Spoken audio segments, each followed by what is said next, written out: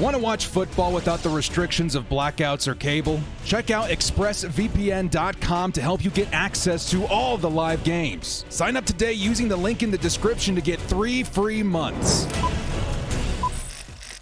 Yo, what up, brothers? It's the director. Chargers fans, buckle up, man. I've been blurting, since the middle of the regular season, how important this upcoming offseason, the 2022 offseason, is for the Chargers.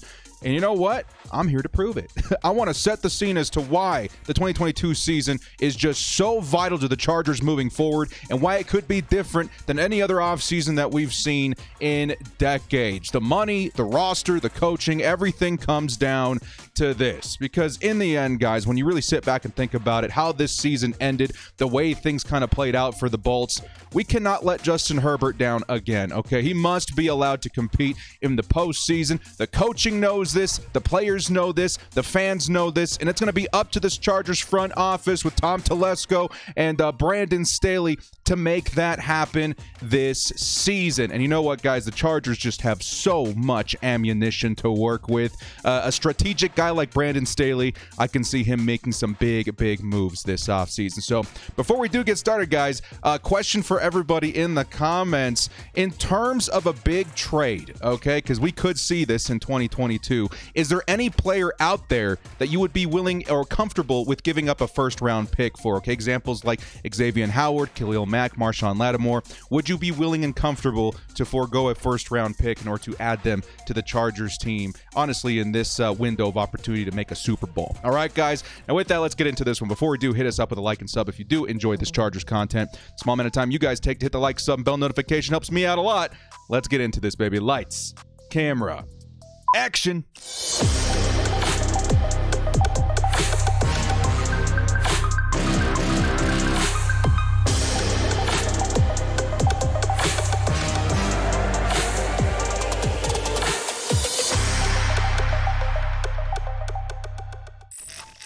Why the 2022 offseason for the Chargers is just so dang important and unique to any other offseason we've seen as Chargers fans, at least myself included. I've been a fan about 15 years. It's been a long time since I've seen a team quite like this. It's been about 16 years, as a matter of fact, in the amount of time that I've been a fan that we've seen a team like this. The 2005-2006 Chargers. Recognized the roster they had built was a Super Bowl caliber team, and honestly, this is a big reason why a flurry of Chargers fans came into the fold to begin with. I was watching LaDainian Tomlinson, Phillip Rivers, Antonio Gates. These guys go to work, and it honestly was one of the best Chargers teams we've ever seen in franchise history. They started in free agency when they recognized what they had in front of them by signing a big name like Keenan McCardell. That was a big deal at the time. They selected Antonio Cromartie in the draft with the 19th overall pick, and they went on to have a 14-2 record behind a flurry of Hall of Famers, like we mentioned before. So, guys, this is this is a big year. Again, if I'm coming anywhere close to comparing this upcoming season to the 2006 Chargers, I mean business, because that team is legendary, and most Chargers fans will know we take that season very seriously. So why is this such a big offseason for the Chargers? It kind of starts with one man, number 10 right here, Justin Herbert. We won the quarterback lottery, ladies and gentlemen. This is a big reason why the 2022 season needs to be taken so seriously, is because when it comes to drafting a quarterback, I don't think anyone has hit bigger than the Bolts since 2018. Yes, you can make a case for Patrick Mahomes, Super Bowl champion. He's been out there competing with the Kansas City Chiefs ever since coming into that organization. But since then, it's been Justin Herbert. He went out there in his rookie season. He proved all the doubters wrong. You know what he did in his sophomore season? He came back and proved to everybody there is no such thing as a sophomore slump when your name is Justin Herbert. He's proven through 2 seasons that he's a top 5 quarterback in the NFL, if not a top 3. He's been ranked top 3 by numerous people in PFF after this season. You know what the cherry on top is, though, with Justin Herbert being this generational talent? Quarterback position for the Chargers is solved for a long time. The cherry on top is the quarterback position usually accounts for a large chunk of a team's cap. You guys know what I'm talking about, the cap space. Of course, we're going to talk about the cap space in this video. At one point, Rivers was soaking up like 13% of our cap alone back when the Chargers rostered him. Of course, the Chargers wanted to pay him. We needed to keep him on the roster. We needed to keep him happy because we were the best team, the best version of the Chargers when he was on the field. But 13% of the cap is a lot. That doesn't give you a lot of wiggle space to bring in some big name free agent, because maybe some people see 13% and they're like, we still have 87% to work with. When you're really looking at the rest of the roster and roster construction, it does not leave you a lot of room. Currently, Justin Herbert on his rookie contract in 2022 is going to account for like 3% of the team's total cap, which honestly, again, that's a 10% difference, and 10% of $200 million is a lot of money to go out there and add a big name, free agent, etc., etc. So when you hit big at the position of quarterback, it kind of, it's kind of like the starting gun, at a race or something like that, in a sprint, in a track meet. You hear that gun and the race is on, man. You got to get things put together in order to construct a Super Bowl caliber team right away if you're the Chargers. Because when you hit big at the position, recent history shows us that teams tend to go all in the following seasons, right? Patrick Mahomes, Lamar Jackson, Cam Newton, Russell Wilson, and even Jared Goff. Jared Goff inspired his team to make a big shift, to make a push into the Super Bowl. We saw the Los Angeles Rams, of which Brandon Staley has a lot of exposure to, really push all their chips forward when they felt like, hey, we got ourselves a quarterback. Let's go out there and compete. And what did they do when they figured out that Jared Goff was not the person? They pushed their chips even further forward and went and grabbed a Matt Stafford. And currently they are in the NFL playoffs coming up tonight, as a matter of fact, in their first wild card game. They made the playoffs. They make big moves in order to make sure that quarterback position is set. And beyond that, you want to make sure they have a great supporting roster to carry them through the postseason as well. Even quarterbacks acquired via free agency, like we talked about with Matt Stafford, you often see their teams inspired to go all in. You've seen Peyton Manning with the Broncos. The Broncos went all in, gave him an awesome defense to work with. Tom Brady and the Bucks. It seems like every big free agent wanted to go out there and sign with him, but the Bucks made it happen. They gave Tom Brady all the surrounding cast to go out there and win a Super Bowl. When you hit on quarterback, the window opens, okay? And it's time to make moves. The Chargers hit on quarterback big time. One of the biggest quarterback lottery winners I've seen in a long time, and we are just so blessed as Chargers fans that he came to our squad. So the gun has gone off, man. It is time. It is time for the Chargers to begin that sprint in constructing a roster for the Super Bowl. Next up, a roster that's already loaded with young superstars.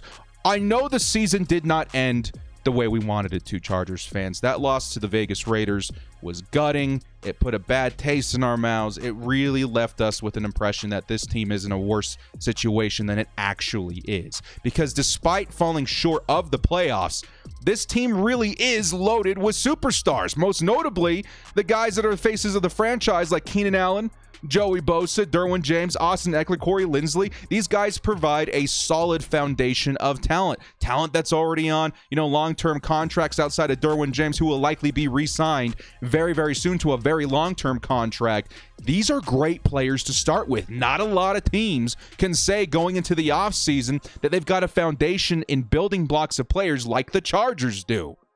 Others like Rashawn Slater, Matt Filer, Asante Samuel Jr., Kaiser White, Drew Tranquil, Nasir Adderley, even a Donald Parham also provide solid starters at their positions. I know the Chargers have holes. We do. We got things we got to sort out this offseason. But we are starting off with a crazy, crazy good cast to build upon. And not a lot of teams can say that, especially teams like the Chargers, who boast so much cap space in order to address that. You kind of see where we're going at here? We're going to try and improve. 2022 is important. It kind of starts with the team that we already have and the money we have and flexibility we have to add to it. All these players compose a very solid roster. The young talent that's already on this team. On paper, this team should have made the postseason but fell just short. On paper. This is an unbelievable starting point for the offseason for this team. There are holes, but there are less holes than we've seen in seasons past. Okay? Next up, let's talk a little bit more about Justin Herbert, okay? He has afforded us a massive, massive relief in cap. You guys remember Justin Herbert's 3% against the cap currently in his rookie contract versus a Phillip Rivers who was like 13% against the cap. It's a lot of money. It's a lot of money for some wiggle room to make some big, big things. Okay? The Chargers currently boast around $70 million in cap space, and that's before cuts. Okay? When you talk about the Chargers more than likely moving on from like a Brian Bulaga, for instance, that's going to free up another $11 million. So all of a sudden, you're talking about $80 million in cap space for the Chargers, who already had a fantastic playoff caliber roster. It's insane. Second in the league, the Chargers cap space this offseason. This is by far the most cap that I've seen available to the team in my time as a fan. It really is. You know what? Justin Herbert's contract does offer a lot of wiggle room, but I do need to point out that Tom Telesco and his ability to sign players on cheaper contracts also contributed and led to this huge number for the Chargers in 2022. We have to give Tom Telesco credit where credit is due. He helped make this happen. He set the scene up for the Chargers in 2022. Now it's time to execute. This will afford the Chargers big financial freedom to make moves over the course of this upcoming offseason. $80 million, dudes. These opportunities are far and few between for any NFL franchise. This, to me, is a huge indicator that the team will try and sign a flurry of big names while in this window of Herbert's rookie contract. Yes, Herbert is going to offer us all the opportunity in the world for the next 15 years to make the postseason, but in this unique pocket of time where the Chargers have Justin Herbert and also have money is something that the Chargers cannot squander.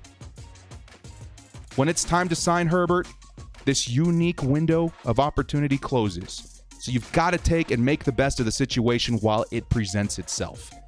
Huge cap relief by Justin Herbert this season. I'm pretty sure that man, Tom Telesco, sees it. I know he recognized what's right in front of him with that situation. Next up, it starts with keeping the team intact. Okay, there's been a lot of talk about who the Chargers bring back, who the Chargers let go. I think there's a lot of candidates in letting go as far as Brian Bulaga, Jerry Tillery. Some people have said maybe let's trade Kenneth Murray. Who knows? Who knows what's going to happen? But I think there's a couple that are for certain, at least more than likely, like Brian Bulaga.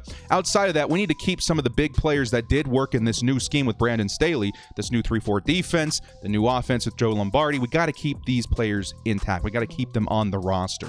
Okay? And the Chargers will easily be able to afford to re-sign their stars with expiring contracts. Again, $80 million is nothing to joke about. That is a lot of money. Mike Williams, Kaiser White, who you see here on this photo, Ode Abushi, Uchenna Nwosu, Linval Joseph. These might be the biggest players the Chargers got to bring back, but there are a few others concerning depth. Okay?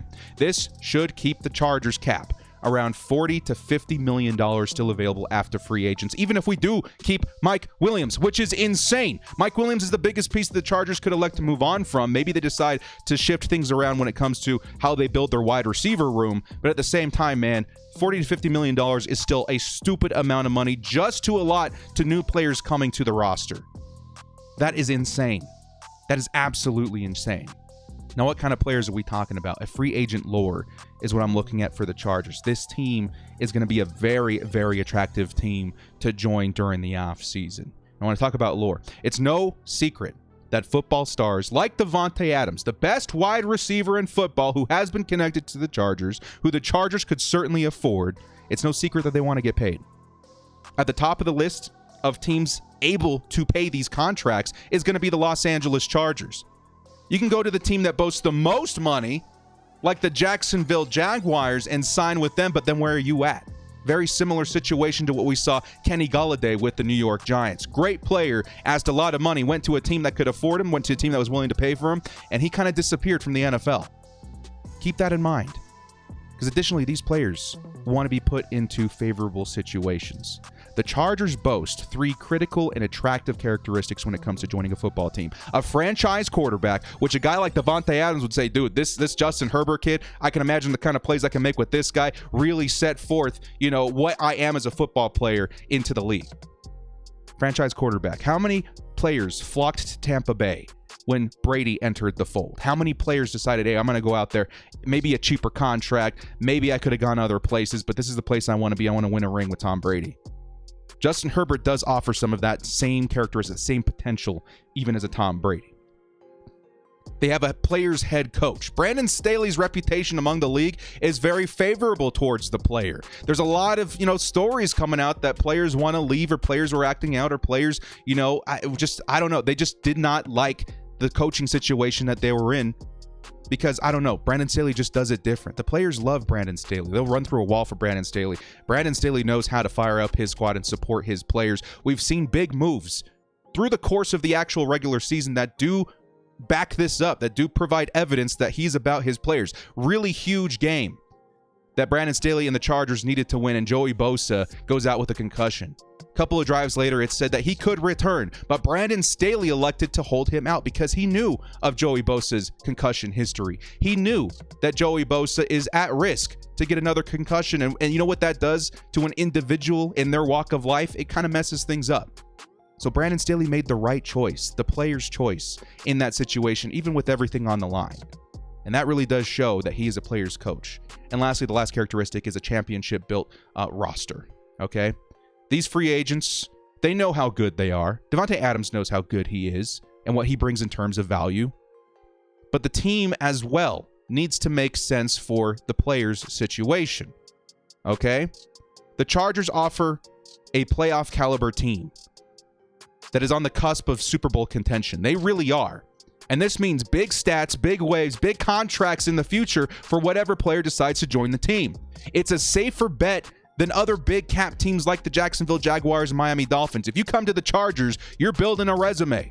You're making something of your name, your brand. And you're not going to get that with the Jaguars. You're not going to get that with the Dolphins. Maybe you'll get paid. Maybe that's a big incentive for a lot of these guys. Sure as heck is. We've seen it, year in and year out. Big players go to mediocre teams and kind of disappear. But that's a big, big incentive that the Chargers do offer. And lastly, I had to mention that the Los Angeles itself, the destination, is a top location to reside in. Outside of the taxes, of course, if I could move from a cold Minnesota or New England to sunny LA, that would be an attractive option to me. So we'll keep that in mind. Next up, the perfect spot for career finales when it comes to free agents, okay? In particular, this team should offer an attractive destination for players in their twilight years, okay? Players like Von Miller, Akeem Hicks, Chandler Jones, Davante Adams, Stephon Gilmore, players that are coming to the end of their careers. Now, let's not get anything mixed up here, okay? These players are not as dominant as they once were. Maybe they are for a couple more seasons, but they're starting to enter that point of in their careers where they start maybe a decline. Okay, but they still offer a lot of value, well above most in the league at their respective positions. They do. I know Chandler Jones is old. The man put up 5 sacks in his first week with the Arizona Cardinals in 2021. Akeem Hicks, maybe a little bit of an injury history, maybe a little bit older, but one of the best versus the run in the NFL. Von Miller, maybe has lost a step, but still one of the better pass rushers in the league. These are guys worth going out for. And I do think the Chargers would benefit from additional veteran leadership. The kind of roster they have in front of them, veterans could come in and really, really change things up, shake things up, build solid foundations with the team for these young players for years to come.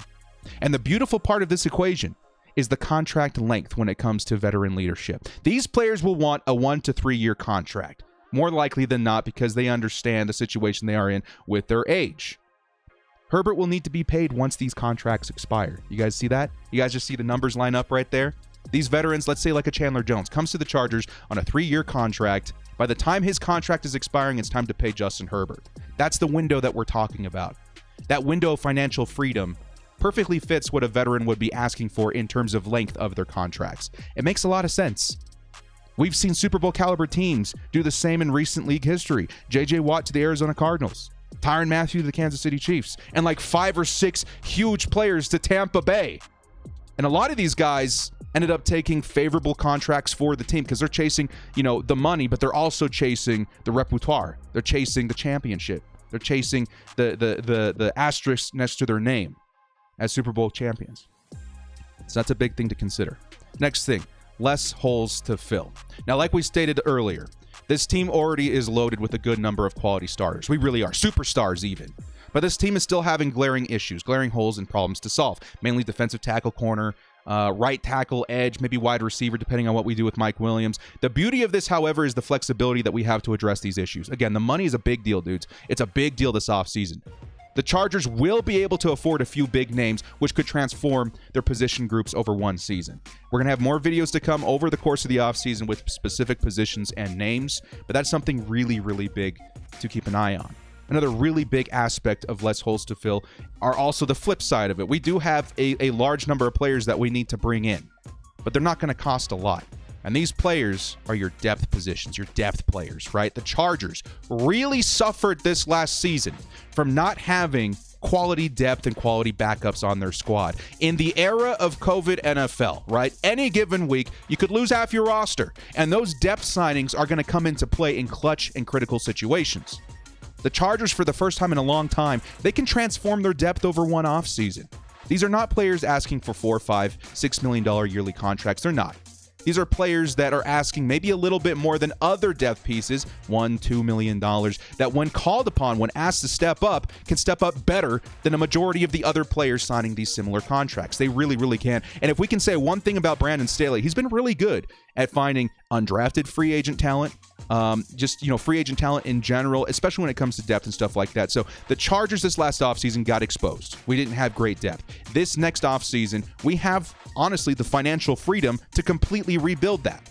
And that's going to be a big thing. Depth is a huge thing. The Chargers have a good number of draft picks in order to address their depth as well. But again, I don't know if you want to bet everything in on that. You do have the money to go out there and honestly buy good depth in 2022 as well. Next up, the Brandon Staley effect. Take a look at these two superstars right here. I know not a lot of people love Brandon Staley and Tom Telesco because of how this last season shaped out, but at the same time, they did some big things. I love the way Brandon Staley operates in the offseason. I really do, because it feels like Tom Telesco, our GM, really absorbs our head coach's input in Brandon Staley, which led, in my opinion, to huge success in 2021. The first season upon his hiring of Brandon Staley, he walked in and saw a big flaw in this team, our offensive line. In one season, he helped transform our tragic and worst offensive line in the league into one of the best, with signings like Corey Linsley, Matt Filer, Ode Abushi, ratted out with Rashawn Slater in the draft. From worst to first. That's an incredible transformation. We haven't seen anything like that with the offensive line, maybe ever, as Chargers fans. This is the season, dude. This season, Brandon Staley, he's already stated that defense will be his next step. That is probably the biggest thing that the Chargers need to work on this offseason is defense. And he's already stated that's the next big thing in his crosshairs. And more specifically, that defensive line, which was among the worst in run defense this league. I believe he's going to accomplish this. He went out there and he said, we're going to fix this offensive line last year. He did it. This season, man, there's some quality free agents out there. There's some quality talent in the draft like Jordan Davis. I believe he's going to back up his words here, man. He's going to go out there. He's going to fix that defensive line. And I'm sure a couple of other big positions on that defense as well, like cornerback and maybe edge. The Brandon Staley effect is real, man. I saw it with my own two eyes last offseason. Seriously. It was insane. The impact that he had with that offensive line, I didn't think he could pull that off, and he did. It's insane. We got to give him credit for that. And I'm really excited to see that he's on the Chargers this season to do it again with that defense. Draft picks and ammunition. I think those will be the last one right here. Now, the Chargers boast something like 11 draft picks this season. Okay, compensatory picks, stuff like that. I think we actually have a chance to get even additional, depending on if the Chargers staff ends up getting hired by another team. But as of right now, I think we have something like 11 draft picks. Okay? These picks can be used to make some big moves, right? Of course, you can go out there and use those picks to draft some quality depth, some gems. You can go out there and fill some holes.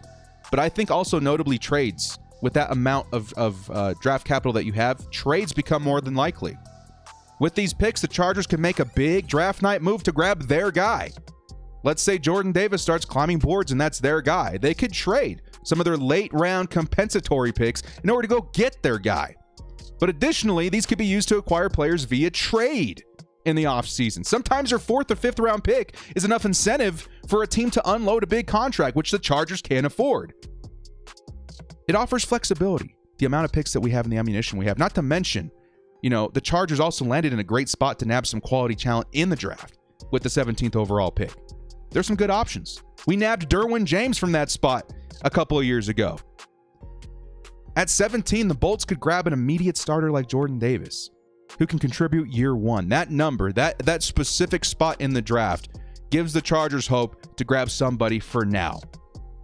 When I say for now, I mean like that can come in and play now at a high level. Not in 2 or 3 years, not in 4 years when they've developed, now. Because that's when the Chargers need them. We need them right now in this window of opportunity. So my bottom line here, guys, if you need any more convincing, this offseason is special. This offseason is unique and it's different, and it's one that the Chargers front office cannot mess up. The window of opportunity is huge. This team has been presented with a very rare and unique opportunity to do something absolutely incredible. And I believe they have the right people behind the scenes to pull it off. I think Brandon Staley and Tom Telesco is a magic combination that's going to pull off some awesome, flips on the roster. From the worst offensive line to the best, I do expect to see a huge improvement on the defense this season too. We got a superstar quarterback on a rookie deal that offers a window of major financial freedom. We got a coach that owns the respect of his players, which offers attractiveness to free agents. A team with a roster that offers playoff contention and even Super Bowl contention. A roster that could be pushed over the edge with just a few quality additions. A stupid amount of cap space to bring in the best of the best. Not the middle tier, guys. I want the best of the best. We got to take Justin Herbert to a Super Bowl. It all just feels like it adds up to something that we've never seen as Chargers fans. If some Joe Schmo like me on YouTube can look at this team's situation this offseason and recognize that there's a very unique situation they've got in front of them, then I'm sure the front office can recognize the same. It's time, man. It's time to push all your chips in. Go out there. Build a defense that can hold their own. Grab the pieces that Brandon Staley needs in order to accomplish what he did with the Rams. He was one of the most revolutionary defensive minds in the league. Maybe he lost that reputation this season, but he didn't really get any pieces to help himself out in that situation, in that department. Fix the run defense. Add a quality corner and edge. He can afford to do that this year. Build a team that Justin Herbert deserves, because this window will not last forever. Again, sure, we'll always be in contention so long as we got Justin Herbert. He's that special.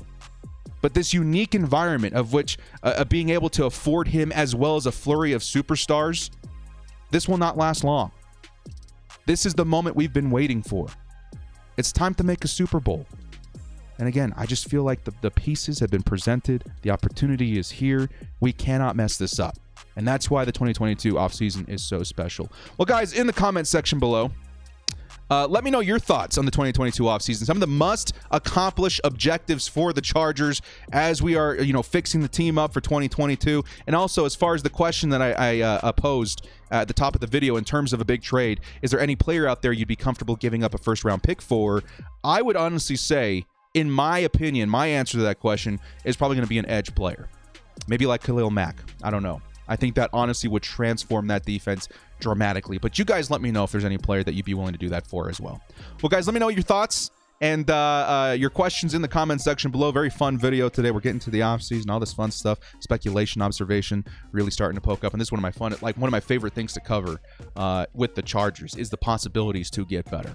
So you guys let me know your thoughts in the comment section below. Well, guys, thank you so much for joining me. This has been The Director. Hit that like and sub button on your way out if you did enjoy this content. We'll see you next time. And as always, bolt up and stay frosty. 2022, big year, Bull fam.